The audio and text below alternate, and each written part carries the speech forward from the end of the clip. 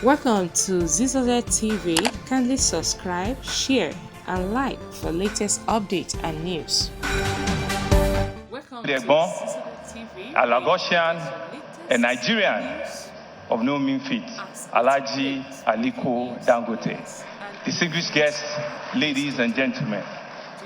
Mr. President, today is May 22nd, 2023.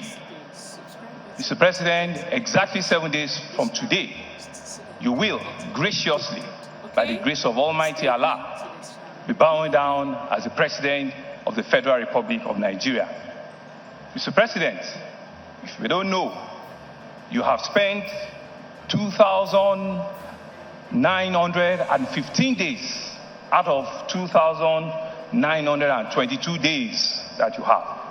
Mr. President, you have spent 99.98% of your time. Mr. President, history will certainly judge you well. We in Lagos are happy. This is your third trip to the free trade zone in less than a year. But today is not only about you. It's about three short stories that I'll just quickly talk on. The first story is about a young Nigerian, 45 years ago, and you see the coincidence in the story.